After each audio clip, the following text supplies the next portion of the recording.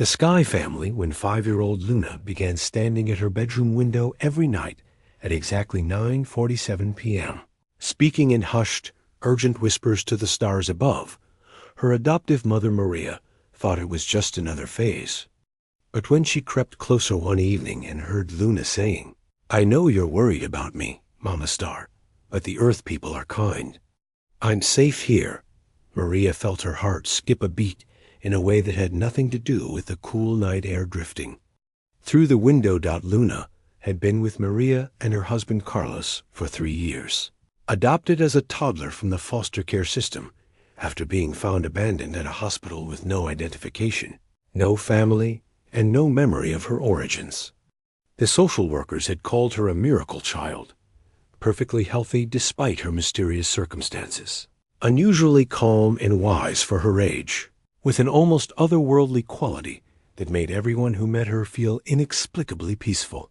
But lately, Luna's behavior had become increasingly unusual. She would stare at the night sky for hours, sometimes laughing softly as if sharing a private joke, other times wiping away tears while murmuring apologies in a language that sounded like no earthly tongue Maria had ever heard. "Luna, sweetheart," Maria said gently, approaching the window where her daughter stood bathed in moonlight. "Who are you talking to?" Luna turned with those impossibly deep brown eyes that seemed to hold galaxies within them. "My real family, Mama Maria. They live up there in the place where the lights dance." She pointed to a cluster of stars that seemed to pulse with unusual brightness. "They're checking on me, making sure I'm learning what I need to learn while I'm here." Maria's throat tightened. "What do you mean? Your real family? Carlos and I are your family now." Luna's small face crumpled with the weight of trying to explain something beyond her years. "I know you love me, and I love you too. But before I came here, I lived in the Sky Place with my Star Mama and Star Papa and all my Sky brothers, sisters." She pressed her tiny palm against the cool glass. "They sent me down here to learn about Earth love, but they promised they'd never stop watching over me." The matter-of-fact way Luna spoke about her celestial family made Maria's skin prickle with unease. This wasn't the typical imaginary friend scenario. Luna spoke with the certainty of someone recounting actual memories, not spinning fantasies. "Luna, what do you remember about ... the Sky Place?" Luna's eyes lit up with joy so pure it was almost blinding. "Oh, Mama Maria, it's so beautiful. There are no walls or floors, just endless light that feels like the warmest hug. And the music, there's always music, but not like Earth music. It's the sound of love itself, singing through everything." She turned back to the window, her small hands pressed against the glass. "Star Mama has hair made of silver starlight, and when she laughs, new stars are born. Star Papa's voice sounds like distant thunder, but gentle thunder that makes you feel safe. And my Sky siblings." Her voice grew wistful. "There are so many of us, all learning different lessons, all preparing for our Earth journeys." Maria sank into the small chair beside Luna's bed, her mind reeling. "Why did you have to come to Earth, sweetheart?" "Because souls need to experience different kinds of love to grow," Luna said with the patience of a teacher explaining a simple concept. "Sky love is pure and perfect, but it's also easy. Earth love is harder. It comes with fear and loss and pain, but it's also deeper, more colorful." She traced patterns on the fogged glass with her finger. "Star Mama said I was ready for the advanced lessons, that I was brave enough to forget who I really was for a while, so I could learn what it means to love someone you might lose." The words hit Maria like a physical blow. "Luna, are you saying you're going to leave us?" Luna turned from the window and climbed into Maria's lap, her small arms wrapping around her adoptive mother's neck. "Not for a very long time, Mama Maria. I have so much to learn here, so much love to give and receive. But someday, when this Earth lesson is finished, I'll go back to the Sky Place." We all do, eventually. She pulled back to look directly into Maria's eyes. But here's the secret Star Mama told me. The love we make on Earth comes with us when we return to the sky. It makes the whole universe brighter. That's why Earth lessons are so important. Over the following weeks, Maria found herself drawn into Luna's nightly conversations with the sky. She would sit quietly in the corner of the room, listening as her daughter shared the details of her earthly experiences with her celestial family. "Today I learned about sadness," Luna would report to the stars. "Carlos cried when he watched a movie about a dog who died. His tears were salty, and they made his eyes red, but afterward he hugged me tighter than usual. I think sadness makes Earth love stronger somehow." Or, "Mama Maria was worried about money today. I could see the worry sitting on her shoulders like a heavy blanket.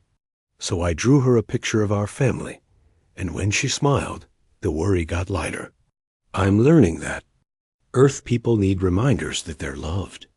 The conversations were always in English, but sometimes Luna would lapse into that strange, melodic language that seemed to be composed of sounds that existed between notes, syllables that felt more like music than words. When Maria asked about it, Luna explained that it was star language, the way her sky family communicated. "It's hard to translate," Luna said seriously. "Star language doesn't just carry words, it carries feelings and colors and memories all at once. Earth language is much simpler, but also more precise, I guess." Maria began documenting Luna's conversations, partly out of curiosity and partly out of a growing sense that she was witnessing something extraordinary. She recorded hours of audio, filled notebooks with Luna's descriptions of her sky family and their world, and found herself researching everything from child psychology to quantum physics to ancient spiritual traditions, searching for some framework to understand what was happening. But it was Dr. Elena Vasquez, a child psychiatrist who specialized in unusual cases, who provided the most insight. "What Luna is describing," Dr. Vasquez explained during their consultation, "aligns remarkably with what many spiritual traditions call soul memory, the idea that consciousness exists before birth and retains some awareness of its origins." She reviewed Maria's notes with growing fascination. The consistency of her accounts, the emotional authenticity, the sophisticated understanding of concepts, like unconditional love versus conditional love. These aren't typical childhood fantasies. They suggest a level of spiritual awareness. "That's quite rare. But is it real?" Maria asked desperately. "Or is this some kind of psychological response to her early trauma?" Dr. Vasquez was quiet for a long moment. "I think that's the wrong question. The better question is, does it matter?" Luna is a remarkably well-adjusted, emotionally intelligent child.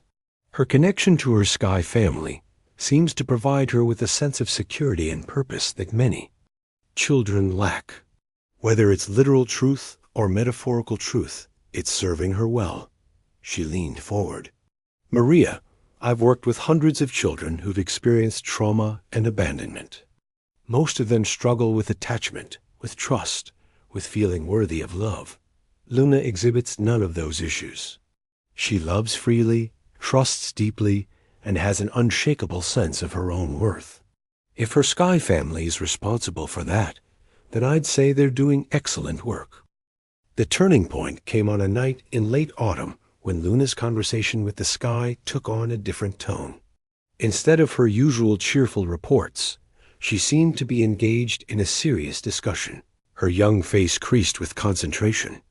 "I understand," she said finally, her voice heavy with a sadness that seemed too profound for a 5-year-old.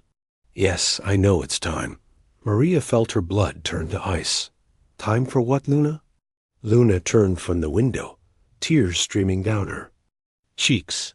"Star Mama says I have to start forgetting. That I've learned enough about the sky place for now, and I need to focus completely on being an Earth child." She climbed into Maria's lap, her small body shaking with sobs. I don't want to forget them, Mama Maria. I don't want to forget where I came from." Maria held her daughter tightly, her own tears falling freely. "Oh, sweetheart, I'm so sorry. Star Mama says forgetting is part of the lesson. That Earth children need to learn to love without the certainty of sky love, to find faith without proof, to choose kindness without knowing for sure that the universe is kind." Luna's voice was muffled against Maria's shoulder. "She says it will make me stronger, but it feels like losing everything." They sat together in the darkness, holding each other as Luna grieved for memories she was about to lose. Finally, she pulled back and looked at Maria with eyes that seemed to be memorizing her face. "Will you help me remember that I'm loved, even when I can't remember the sky place?" "Always," Maria whispered. "Always and forever." "And will you tell me stories about tonight? About the conversations we had with my sky family, even if I don't remember them myself?" "Every night, if you want me to." Luna nodded, wiping her eyes. "Okay, I think I'm ready." She turned back to the window one last time, pressing both palms against the glass. In the strange, musical language of the stars, she spoke for several minutes, her voice rising and falling like a lullaby. Then, in English, she said simply, "Thank you for everything. I love you all so much. I'll make you proud." The stars seemed to pulse brighter for a moment, as if responding to her farewell. Then Luna stepped back from the window, took Maria's hand, and said, "I'm sleepy now. Will you tuck me in?" The next morning, Luna woke up with no memory of her sky family. She was still the same loving, wise, extraordinary child, but the otherworldly quality that had always surrounded her had settled into something more earthly, more grounded. When Maria asked if she remembered talking to the stars, Luna looked confused. "I like looking at the stars," she said. "They're pretty, but I don't remember talking to them. Did I used to do that?" Maria kept her promise, sharing stories of Luna's sky family whenever her daughter asked. Luna would listen with fascination, as if hearing tales of a wonderful dream she'd once had but could no longer recall. "Do you think it was real, Mama Maria?" Luna asked one evening as they looked out at the night sky together. Maria considered the question carefully. "I think love is real, sweetheart. And I think the universe is much more mysterious and wonderful than we understand. Whether your sky family exists exactly as you described them, or whether they were your soul's way of remembering that you're deeply loved and have a special purpose here, either way, the love is real." Luna nodded thoughtfully. "I like that. It means I can love you and Papa Carlos completely, without worrying about where I came from or where I'm going. I can just be here, right now, loving and being loved." As the years passed, Luna grew into a remarkable young woman. She retained her unusual wisdom and empathy, her ability to comfort others and see beauty in the world around her. She never regained her memories of the Sky family, but she carried their gifts with her, an unshakable faith in the power of love, a deep sense of purpose, and an intuitive understanding that every person she met was on their own important journey. Sometimes, on clear nights when the stars were particularly bright, Maria would catch Luna staring up at the sky with a wistful expression. When asked what she was thinking about, Luna would smile and say, "I don't know exactly. I just have this feeling that I'm connected to something beautiful up there. Like I'm part of a family that's bigger than I can remember." Maria would nod and squeeze her daughter's hand, knowing that some connections transcend memory, that some love is too deep to be forgotten completely. Luna might not remember her sky family, but they had left their mark on her soul, a mark that would guide her through her earthly journey and eventually, perhaps, lead her home. The notebook filled with Luna's conversations with the stars sits in Maria's dresser drawer now, a testament to the extraordinary months when the veil between worlds seemed thin enough for a small child to reach through. Sometimes Maria reads the entries and marvels at the wisdom contained in those late-night conversations, the profound truths about love and loss and the nature of existence itself. But mostly, she focuses on the gift she was given, the privilege of raising a child who came into the world carrying the memory of perfect love, who spent her early years teaching everyone around her that we are all more connected than we know, all part of a vast family that spans the cosmos itself. Luna may have forgotten her sky family, but her sky family's love lives on in every kindness she shows, every heart she touches, every moment she chooses compassion over fear. And perhaps that was the point all along, not to remember where we came from, but to carry that love forward into the world, making the universe a little brighter with each act of earthly love we choose to share. If Luna's story resonates with you the way it does with me, please subscribe to our channel. We explore the mysteries of consciousness, the unexplained connections between the earthly and the divine, and the remarkable ways that love transcends our understanding of reality itself. Your subscription helps us continue sharing these incredible tales that remind us we're all part of something much larger and more beautiful than we can imagine, and that sometimes the most profound truths come from the mouths of children who remember what the rest of us have forgotten.